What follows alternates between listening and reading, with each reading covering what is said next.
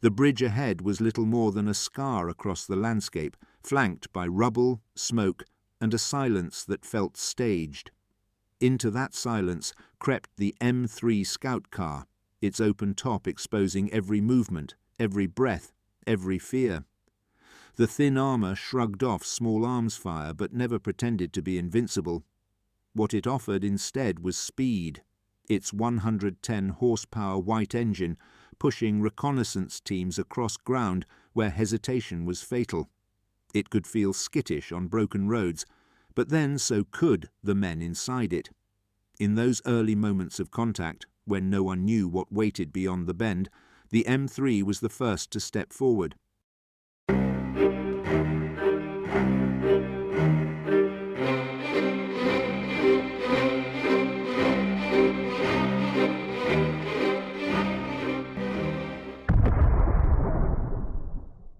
War rarely announces its requirements politely. In 1939, doctrine across Europe and America found itself outpaced by mobility, communication, and the sheer tempo of modern operations. Armies needed eyes, fast ones, long before they needed armour. Patrols on foot could not keep up with mechanised columns, and cavalry, however brave, could not outrun the internal combustion engine. Something nimble, open, and mechanically dependable had to fill the widening gap between infantry and the first wave of heavier vehicles. The United States Army knew that reconnaissance could not rely solely on motorcycles, which offered little protection and less stability once they left paved roads. Nor could the early half-ton command cars survive sustained contact with forward enemy positions. The design brief emerging from these observations demanded a vehicle that could carry a squad, move faster than infantry, and offer basic shielding against fragments and rifle fire. That set the stage for the M3 scout car, the first practical attempt to reconcile mobility, modest armour, and all-terrain reach in one platform. Strategically, the absence of such a vehicle risked slowing entire divisions. If reconnaissance faltered, artillery would fire blind, armour would roll into ambushes, and infantry would be forced to manoeuvre without understanding the ground. Industrial planners also recognized the urgency.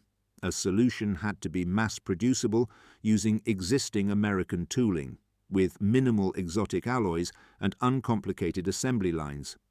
This alone influenced its eventual flat armour geometry and riveted construction, favouring speed of fabrication over aesthetic refinement.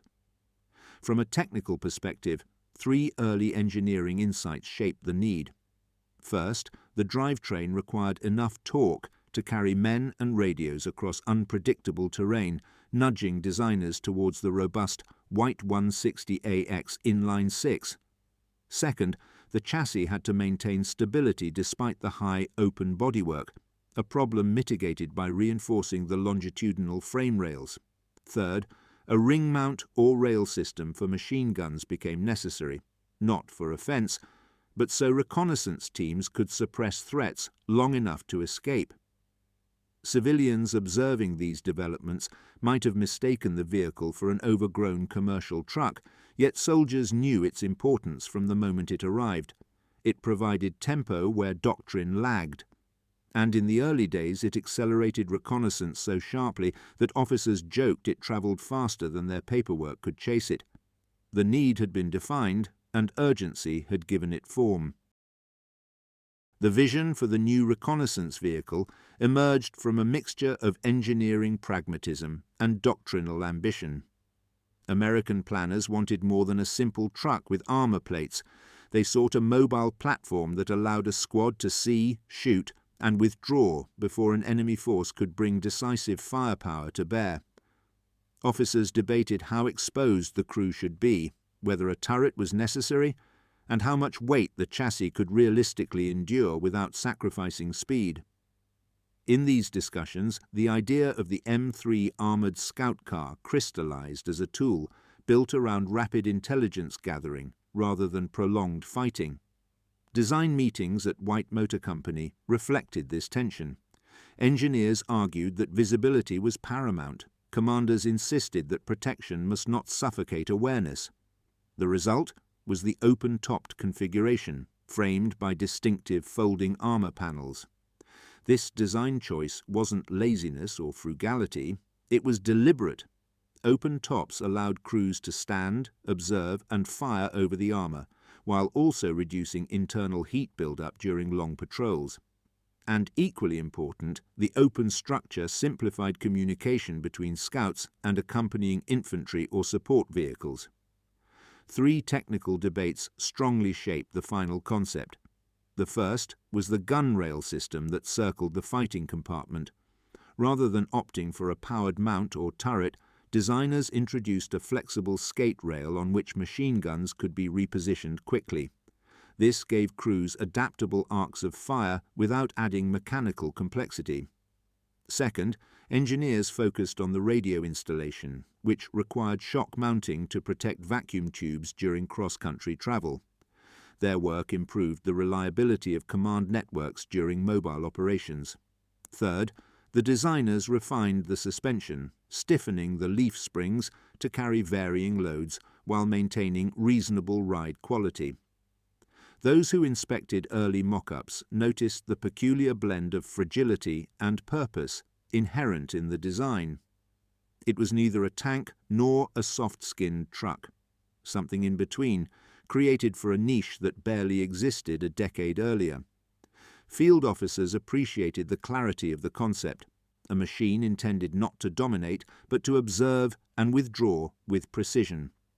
And one colonel famously remarked that it was the only vehicle he trusted to flee with dignity when a reconnaissance patrol inevitably stumbled upon trouble. The vision was set, a mobile scout with just enough armour and just enough speed to keep ahead of danger. Factories across the American Midwest answered the call with the urgency of a nation discovering that speed mattered as much as steel. At White Motor Company, assembly lines were reorganized to accommodate the long, angular hulls that distinguished this unusual reconnaissance machine. Riveted armour plates were cut from rolled homogeneous steel, each panel test-fitted before being permanently fixed to the chassis. The sharp edges and flat geometry weren't aesthetic choices. They allowed workers to build vehicles quickly using existing industrial jigs. Inside the workshops, the mechanical character of the vehicle took shape, component by component. The White 160AX engine arrived from machining bays coated in a thin film of preservative oil, its 6 cylinders waiting for the first test run. Workers calibrated carburetors by hand, ensuring fuel flow remained stable across the wide temperature extremes scouts might encounter. The transmission, a 4-speed unit, was checked against tolerance gauges to prevent gear chatter at higher speeds, a problem that could betray a patrol's presence long before contact. 3 engineering details defined the production phase. First was the reinforcement of the frame rails. Heavy loads, combined with cross-country shocks, caused early prototypes to flex more than expected, so welders added strengthening gussets beneath the cabin floor. Second was the development of a reliable cooling system. The radiator, wider than many contemporary designs, used a higher fin density to combat overheating during long idle periods, while scouts observed enemy movements. Third was the integration of wiring looms, notable for their cloth insulation and careful routing along the interior walls to protect cables from snagging gear or boots during rapid dismounts. Noise filled the factory floor. The clatter of rivet hammers, the scrape of steel, the rhythmic cough of engines undergoing their first fiery breath. Assembly workers became adept at diagnosing faults simply by listening to an irregular idle or a misaligned driveshaft. They operated with relentless repetition, yet every vehicle bore the imprint of human judgment. A tightened bolt here, a shaving of metal there, each decision contributing to its reliability in the field. During testing, finished vehicles were driven around concrete loops, their suspension compressing under quick turns. Brakes were applied repeatedly until they glowed faintly, verifying fade resistance. And mechanics joked that if a vehicle survived the first mile without rattling itself apart, it was ready for Europe. The build was as much craft as industry, merging wartime pressure with old-fashioned engineering discipline. Trials began on a landscape that looked purpose-built to expose weaknesses. Fort Riley's uneven tracks through dust, gravel and surprises at the newly built machines. Drivers pushed the vehicles hard, experimenting with gear changes on inclines, abrupt direction shifts and sudden halts meant to simulate ambush conditions. The open-topped hull allowed test officers to observe crew movements, studying how men scrambled for firing positions or dismounted at speed. It became clear that agility, not armour, would define its battlefield role. Mechanically, the endurance runs highlighted several essential insights. First, the engine demonstrated unexpected stamina when held at high revolutions for prolonged periods. Designers initially feared overheating during slow reconnaissance crawls, but the enlarged radiator proved its worth, retaining efficiency even under sustained thermal load. Second, braking trials revealed inconsistencies. When the vehicle was fully laden with ammunition and equipment, the drums heated rapidly, reducing stopping power. Adjustments followed, refining shoe material and ventilation gaps. Third, cross-axle articulation was evaluated on rough terrain, confirming that the leaf springs were stiff enough to resist bottoming out without shaking the crew into submission. Crew reactions recorded during testing painted a vivid picture. Soldiers appreciated the raised seating position, which improved observation, but complained about the exposed nature of the vehicle during live fire drills. Hot cartridge cases bounced across the floor, and dust storms rolled directly into the cabin whenever the wind shifted. These discomforts were tolerated, even accepted, because the machine's primary task demanded visibility above comfort. The gunrail system impressed evaluators, who noted how quickly it allowed repositioning of a Browning machine gun to respond to flanking threats. Firepower evaluations followed. Operators engaged ranges of targets from multiple angles, noting how the lack of a turret enabled rapid situational adaptation. At the same time, evaluators warned commanders that this flexibility came at a price. Crews needed discipline to avoid silhouetting themselves above the armour line. Tactical training manuals soon incorporated these observations, stressing low profiles, short exposure times, and coordinated fire and move techniques. The final assessment collated all data: engine robustness, mobility strengths, and vulnerability to concentrated fire. The verdict was practical: a fast reconnaissance platform with clear operational boundaries, and one test officer quipped that it behaved brilliantly so long as you avoided doing anything daft, which unfortunately eliminated half the standard drill book. The trials were honest, mechanical, and unembellished, revealing a machine ready for war, but not immune to it. Combat always reveals what trials cannot. When the vehicle arrived in operational theatres, commanders learned quickly where it excelled and where it faltered. In the fast-moving early campaigns, it demonstrated its value as a rapid liaison and reconnaissance platform, darting between columns, ferrying officers, and delivering forward observers to key positions. Its speed, combined with its open fighting compartment, meant information could move faster across dispersed units than any runner or motorcycle could manage. Yet battlefield experience also exposed vulnerabilities. The flat armour, effective against small arms fire at distance, struggled against concentrated automatic weapons. Crews discovered this harsh truth in North Africa, where enemy ambushes could unleash bursts that threatened both engine bay and occupants within seconds. The high silhouette, once celebrated for visibility, became a liability when moving across open ground.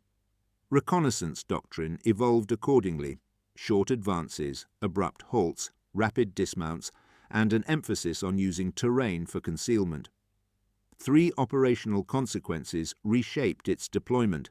First, the vehicle's role shifted from direct reconnaissance to command and support tasks in formations where heavier armour handled the most dangerous probing. Second, logistics officers noted that its reliability made it perfect for towing small anti-tank guns or hauling ammunition, tasks that benefited from its strong engine and simple drivetrain. Third, different nations adapted it for unique roles. The Soviets used it aggressively as a lightly armoured troop carrier and mobile command post. The British employed the M3 Scout car in British service primarily for reconnaissance and signals work, valuing its speed and radio capacity over its modest protection. Visually, battlefield photographs captured an evolution. Vehicles became cluttered with stowage, jerry cans strapped to side rails, spare tyres lashed to the rear, tarpaulins draped over exposed equipment. Crews modified the gun rail systems to hold extra ammunition or orient heavier weapons. Improvisation wasn't optional. It was survival. And in certain units, the scout car's agility allowed formations to react faster than the adversary, exploiting gaps before enemy reserves could stabilize the line. At the same time, the vehicle's weaknesses were openly acknowledged. Concentrated fire, artillery fragments, and mines were a constant threat. Crews learned to read the ground with caution, trusting speed more than armour. And, as one veteran dryly remarked, it encouraged bravery in the same way cold water encourages swimming, only because staying still was far worse. The machine succeeded when used cleverly, and failed only when asked to act like something it was never meant to be. Beyond the noise of battle and the glamour of frontline manoeuvre, a quieter consequence of the vehicle's widespread use unfolded across logistics networks, political relationships, and the psychology of advancing armies. The vehicle did not merely carry scouts. It carried messages, expectations, and the symbolic presence of modern warfare into towns and villages unprepared for mechanization. Each arrival signaled not just reconnaissance, but reassurance, a visible marker that command structures remained intact and mobile. Economically, its production created ripple effects across American industry. Components sourced from small suppliers found their way into thousands of vehicles, aligning civilian factories with wartime priorities.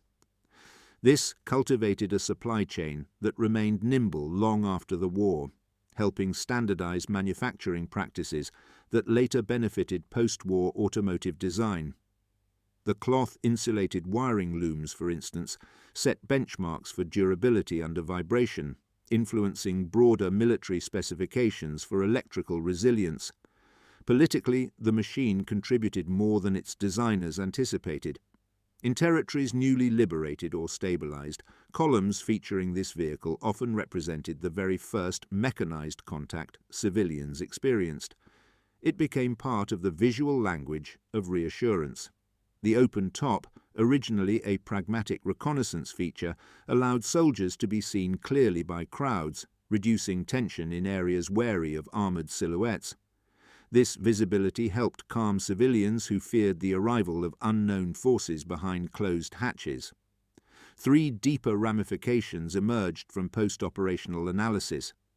First, intelligence networks became more flexible. The vehicle allowed signal units to set up forward posts rapidly, its mobility enabling a dynamic flow of information that shaped operational tempos. Second, the presence of mobile platforms strengthened military governance in liberated areas, enabling rapid patrols that deterred looting and retribution violence. Third, and more subtly, the vehicle contributed to morale.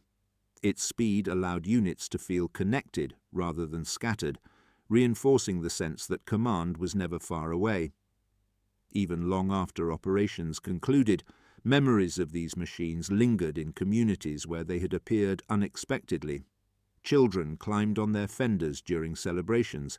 Troops handed out rations from their side rails.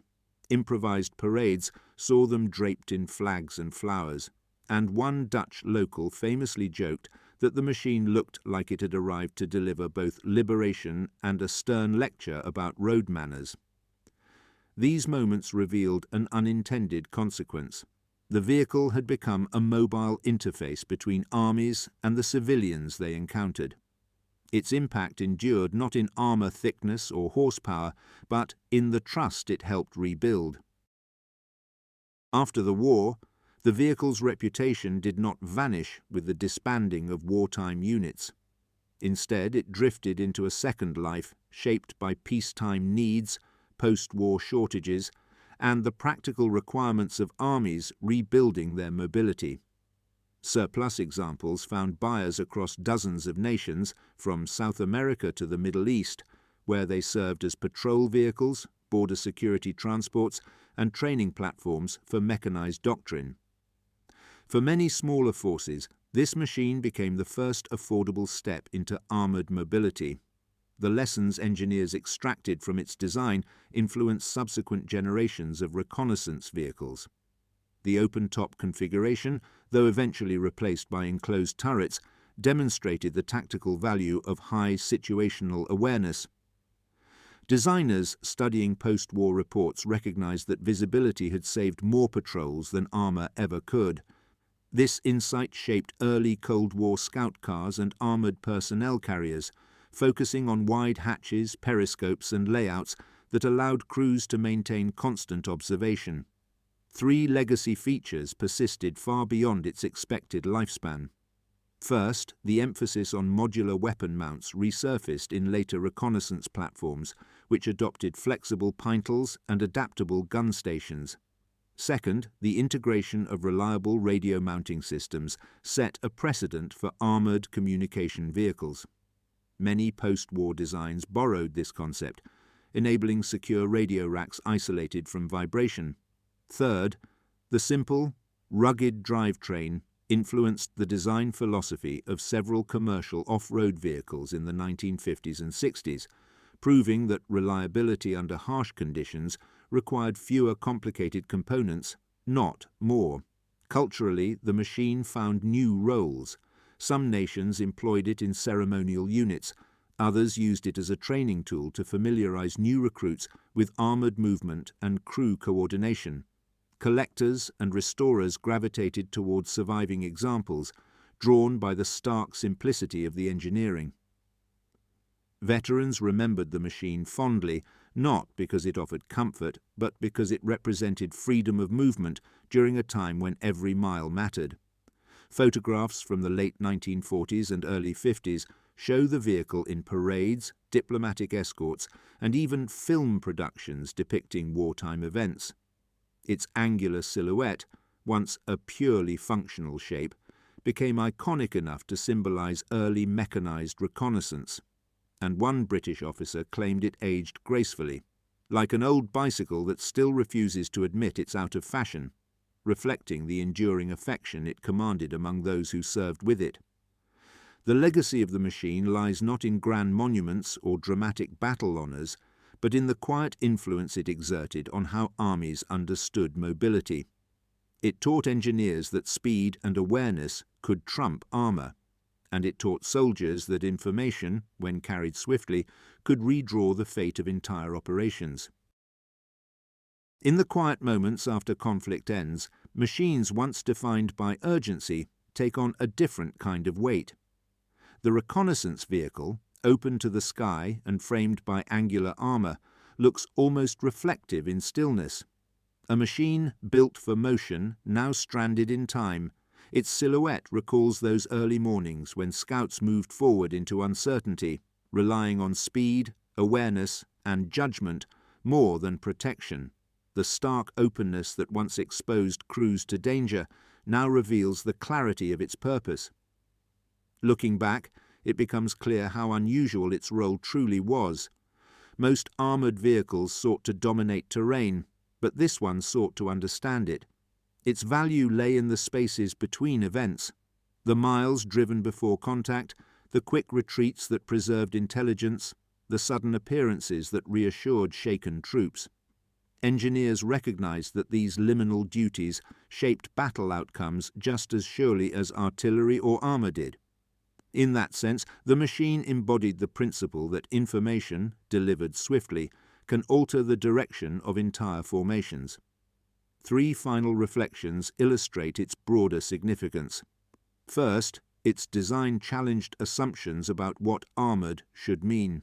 Instead of thick plates and heavy turrets, it prioritized visibility and pace, showing that sometimes advantage comes not from resisting fire, but from avoiding it. Second, its global distribution demonstrated how adaptable it truly was, a platform reshaped by each nation's doctrine, climate, and tactical culture. Third, its longevity, well into the post-war decades, underscored the enduring practicality of straightforward engineering built around a clear operational idea. In retrospect, what lingers is not the noise of its engine or the sharpness of its lines, but the way it bridged uncertainty. It offered movement when commanders needed answers, resilience when terrain refused cooperation, and presence when civilians needed reassurance.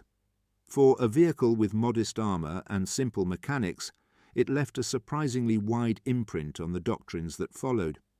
And one historian later remarked that its greatest achievement was proving that even the simplest machine could outpace confusion, provided someone was brave enough to drive it forward. In the long archive of the war, the vehicle stands as a testament to mobility, clarity, and the belief that speed of thought often begins with speed of movement.